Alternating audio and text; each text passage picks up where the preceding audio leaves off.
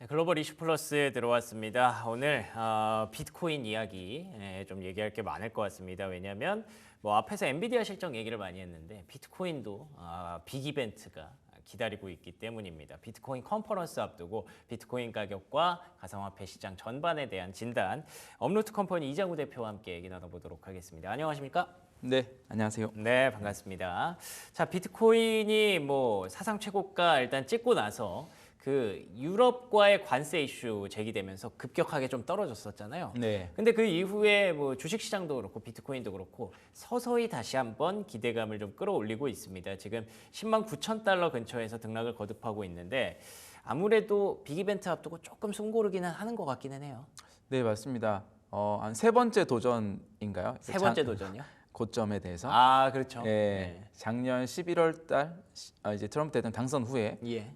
고점을 한번 이제 돌파를 했었고 트럼프 대통령 취임할 때 또 한번 이제 11만 불 터치를 했고요. 지금 다시 이제 11만 불을 터치하고 거기서 왔다 갔다 하는 과정인 것 같습니다. 근데 전체적인 지금 이제 흐름은 나쁘지는 않은 것 같습니다. 그렇죠. 첫 번째는 이제 과열이 그 당시만큼보다는 많이 가라앉은 상태이긴 합니다. 과열 상태가. 그래서 김치 프리미엄을 보면 올해 1월만 하더라도 한 5%대, 6%대 넘었었거든요. 지금 1%대 좀 유지되고 있고, 그리고 현재 작년 우리가 ETF 승인한 이후에는 이 비트코인의 어떤 단단한 이 매수 주체는 예. ETF 시장이기도 하니까요. 예, 그렇죠. 아마 그 5월 들어서 ETF 현물 ETF 유입된 금액 자체가 이제 50억 달러가 넘거든요. 그러니까 작년 11월 이후에 두 번째로 많은, 그래서 그것도 빠르게 좀 회복하고 있는 흐름이기도 하고, 예. 그런 부분에서는 전반적으로 좀 이제 전고점을 돌파했지만 약간 과열이 엄청 올라온 상태라기보다는 약간 좀 잠잠하면서 좀 약간 숨고르기 하면서 다음번 올라가기 위해 준비를 하는 것 같은 느낌도 들긴 합니다. 그렇군요. 최근의 흐름만 보면 또 급격하게 전고점, 신고가 만들고 나서 또 급격하게 막 신이 났었어요. 신을 내다 보니까 이제 한번 또 이렇게 변동성이 좀 커질 수 있는 타이밍이었던 것 같고, 근데 또 보셨던 것처럼 급락을 했다가 다시 또 차곡차곡 쌓아 올라갑니다. 이게 사실은 긍정적인 반등이라고 하잖아요. 건강한 상승. 그렇기 때문에 앞으로도 계속 우상향할 것이다라고 긍정적으로 보시는 분들이 점점 늘어나고 있는 것 같아요. 맞아요. 최근에 이제 한 기사를 보니까 네. 이제 아폴로라고 하는 곳의 공동 설립자가 이런 표현을 했더라고요. 그 비트코인을 보유하는 게 대부분의 시간 동안 굉장히 고통스러운데 네. 그 구조가 이제 구조 설계가 시간이 지날수록 가치가 상승하도록 설계돼 있어서 시간이 오랫동안 보유하면 괜찮다 이런 표현을 했는데, 이게 이제 결국은 비트코인 설계가 기존 법정 화폐와는 좀 다른 설계라서 그런 것 같습니다. 우리가 디플레이션 화폐라고도 표현하죠.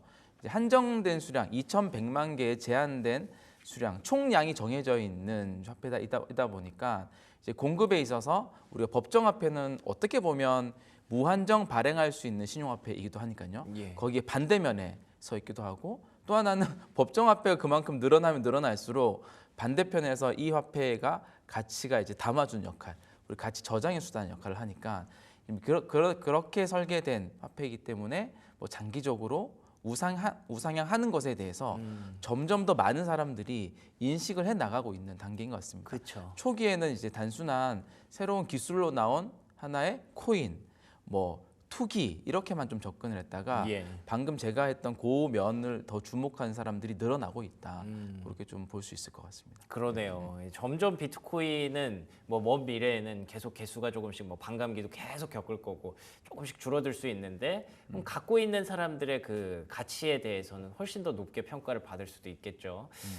비트코인은 확실히 계속 찍어낼 수 있는 그런 건 아니기 때문에 이런 부분도 우상향의 어떤 근거에 뒷받침이 되는 것 같습니다.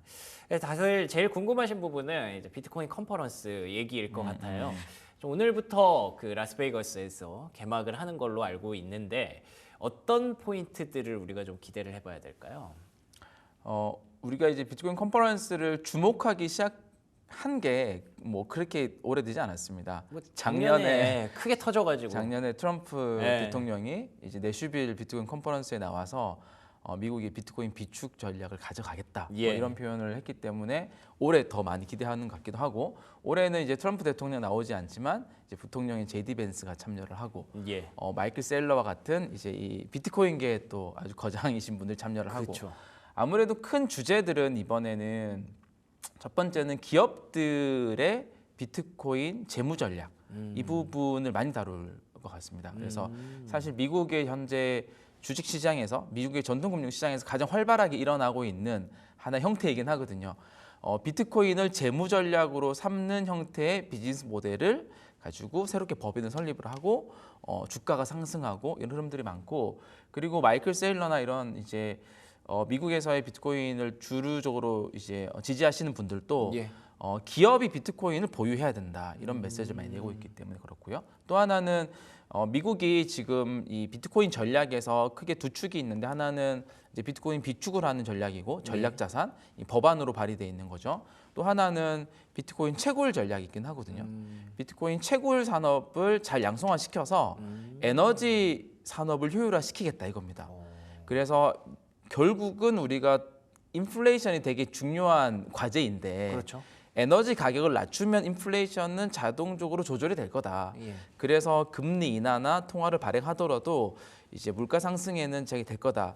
그래서 채굴과 에너지 산업의 연결 포인트가 되게 강합니다. 그래서 그 부분에 있어서 이제 채굴 전략들에 대해서 많이 얘기를 하게 되는 게 이번 또 컨퍼런스에 좀 많이 나온 얘기들이지 않을까 싶습니다. 아니 근데 채굴을 하면서 에너지 가격을 떨어뜨린다는 게 저는 약간 좀 정리가 안 되는데 채굴 전략을 네네네. 잘 수립하기 위해서 에너지 가격을 잡겠다라는 건가요?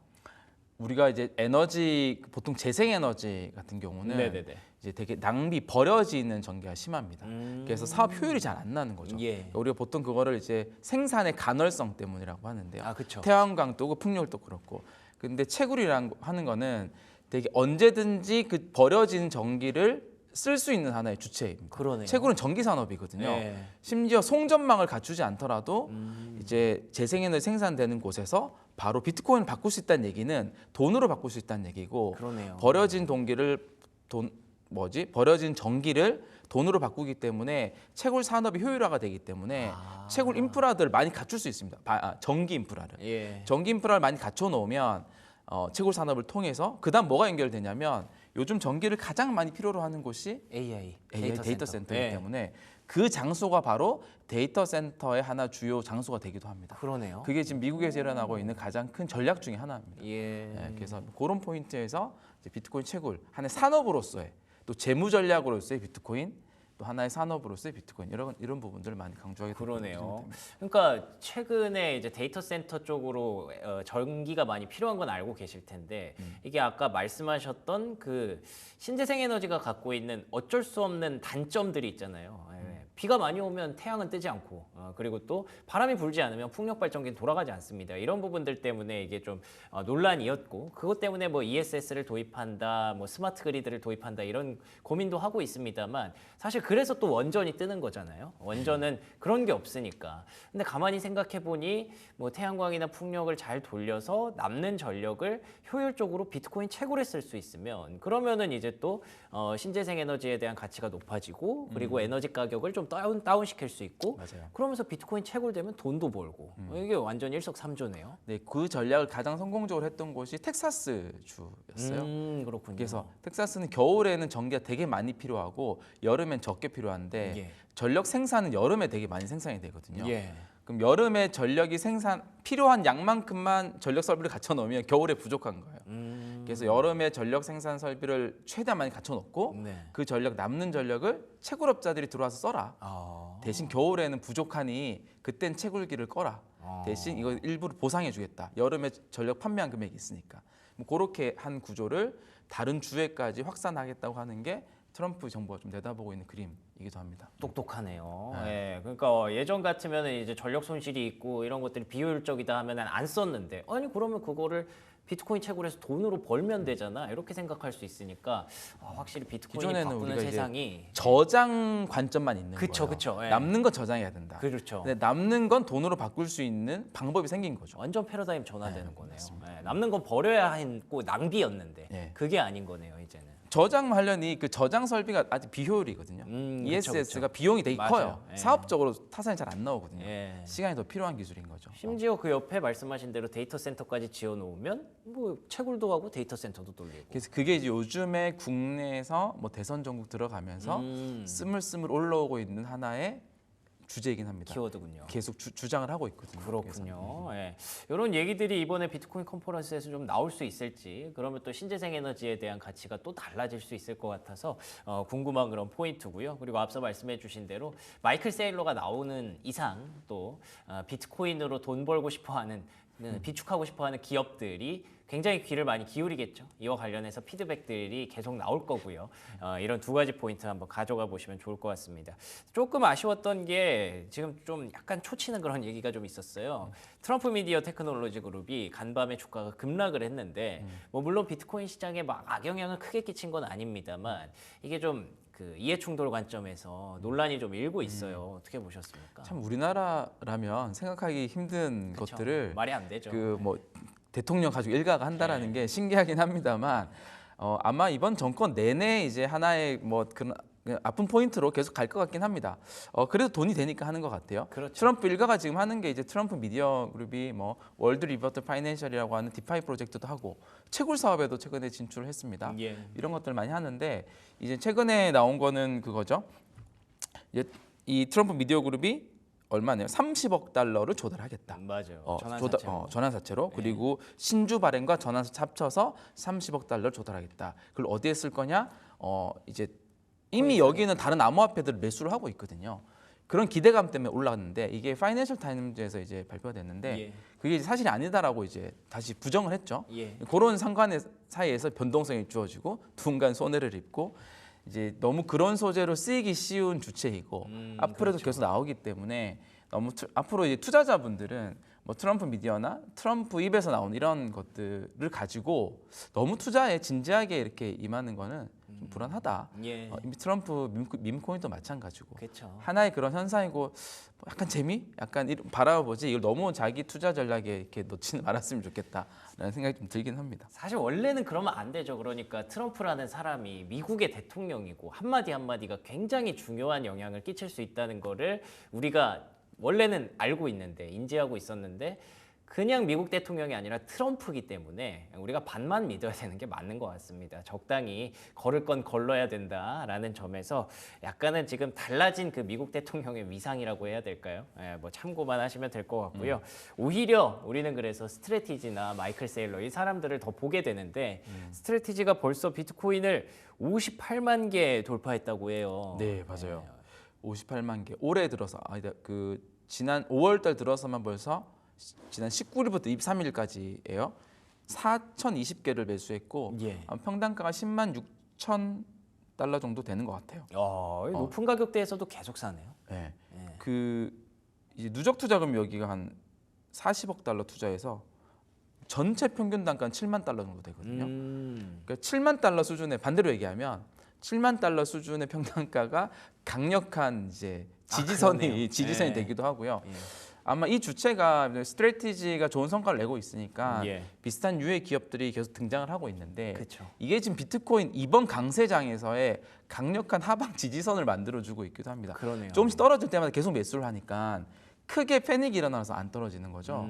그래서 아마 이번 암호화폐 시장 보시면 아까 뭐 관세나 이런 매크로 이슈 때문에 알트코인들은 팍팍 나가 떨어지는 것들이 많이 보여도 예. 비트코인은 굉장히 강하게 지지한다는 느낌을 많이 받을 텐데 음. 그 기저에는 이런 이제 좀 기업들의 비트코인 재무 전략, 스트래티지 같은 받치고 있는 그런 면이 좀 있는 것 같다. 그게 이번 강세장에서 가장 두드러진 특징 중에 하나가 아닌가라고 생각이 들고 뭐 다음 강세장까지 한번 뭐 이렇게 우리가 전망을 해보면 기대이기도 하고요. 다음 강세장에서는 그 주체가 중앙은행이나 연기금이나 그런 그렇죠. 주체들이 되지 않을까라고 좀 생각해 볼 수 있을 것 같습니다. 예. 단계들이. 네. 그러니까 옛날에는 개인 투자자들 중에 고래라고 하는 뭐 그렇죠. 거액의 자금이 들어오면은 그거를 이렇게 우리가 예측을 하면서 그걸 체크를 하면서 여기서 지지선이 나오지 않을까 기대를 했었는데 아무래도 개인 투자자들이다 보니까 이게 많이 무너지는 경우가 많았거든요. 그래서 변동성도 컸고요. 근데 이 스트래티지라는 기업이 58만 개를 모으면서 계속 사고 있단 말이에요. 말이에요. 그리고 뭔가 비트코인 시장에서는 약간 어떻게 보면 신급의 대우를 받고 있는 그런 사람이라서 이 기업이 이제 하방을 받쳐주는 게 확실해졌고, 그리고 앞으로 이어가서 전통 금융사들 그리고 정부도 비축 자산으로 하게 된다면 그러면은 지지선은 계속 높아지지 않을까라는, 그게 아까 처음에 오프닝에서 말씀드렸던 우상향을 다시 이게 또 그런 주체들이 이제 개인과 다른 점은 이제 보통 장기 보유를 그렇죠. 추구한다는 거죠. 예. 그런 부분에서 어떻게 보면 이제 비트코인의 가격 변동성이나 안정성들이 과거와 같은 뭐 70%, 80% 하락을 하는 그런 이제 좀 시기는 지나지 않았나. 그런 장기 보유 주체들이 늘어나면서 그렇게 좀 볼 수 있을 것 같습니다. 확실히 비트코인이 패러다임도 많이 바꾸고 있지만 비트코인 자체의 패러다임도 많이 바뀐 것 같아요. 우리가 생각하는 그 생각도. 그래서 이런 것들을 우리가 굳이 계속 거부할 이유는 없을 것 같습니다. 적응해내고 거기 안에서 투자 포인트를 또 찾아야겠죠. 근데 앞서 잠깐 알트코인 얘기해 주셨는데 네. 비트코인의 이렇게 긍정적인 전망에 비해서 알트코인은 뭐 나가 떨어지는 경우가 좀 많다라고 하셨는데요. 그래도 또 뭐 선물 ETF 같은 경우에는 현물 ETF 기대감 있는 종목들도 꽤 있고요. 네. XRP 기대감도 높아지고 있는 걸로 알고 있는데 어떻게 보십니까? 그거 한 두 가지 면에서 보면 좋을 것 같은데 하나는 되게 기대감이죠. 왜냐하면은 비트코인 현물 ETF가 어떻게 승인이 됐냐면 가장 중요한 근거가 비트코인 선물 ETF가 이미 상장돼서 거래되고 있었다가 예. 근데 법원의 판단에서도 되게 중요한 하나의 그 근거로 작용했거든요. 그러니까 이제 지금 선물 ETF에 상장돼 있는 이제 암호화폐가 비트코인, 이더리움, 이제 네. 리플 정도, XRP 정도거든요. 그럼 XRP가 현물 ETF 상장을 하는 데 있어서 되게 중요한 근거가 될 수 있는 거죠. 큰 무리는 없겠네요. 네. 네. 또 하나는 희한한 게 비트코인 선물 거래가 처음 시작된 게 CME 거래소에서 2017년도에 시작됐어요. 그때 예. ETF는 아니었고 예. 2018년도에 폭락이 왔죠. 음. 2021년도에 비트코인 선물 ETF가 처음 거래 시작이 됐어요. 네. 2021년도, 2022년도에 폭락이 왔죠. 아, 그러네요. 그래서 그 어떤 코인 하나가 뭐 선물 ETF 상장한다고 해서 이 시장 전체를 바꿀 수 있는 건 아니다. 예. 그런 좀성도 있다. 오히려 선물을 통해서 롱숏 거래가 또 가능하다 보니 아, 그러네요. 그것도 기관들의 변수네요. 어떻게 보면 해지할 수단이 생기다 보니 예. XRP 자산, 우리가 음모론적으로 다가갈 수는 없지만 네. 그런 게 과거에 비트코인 시장에 있었다. 뭐 이렇게 좀 보고 양면을 같이 보면서 좀 관찰하면 되지 않을까 싶습니다. 그러네요. 이 선물이 들어오게 되면은 그 안에서 이제 위아래 베팅하면서 굉장히 변동성이 커지는 경우를 많이 봤거든요. 그렇기 때문에 이걸 꼭 호재로만 볼 건 아니고 그래도 현물 ETF까지 가는 길에서 계속 이제 분기점을 좀 지나고 있다라는 정도로만 여러분들 해석하시면 좋을 것 같습니다. 확실히 가장 좀 안정적으로 평가받는 자산은 비트코인이 지금은 1등인 것 같네요. 지금까지 업루트 컴퍼니 이장우 대표와 얘기 나눠봤습니다. 오늘도 좋은 말씀 고맙습니다. 네, 감사합니다.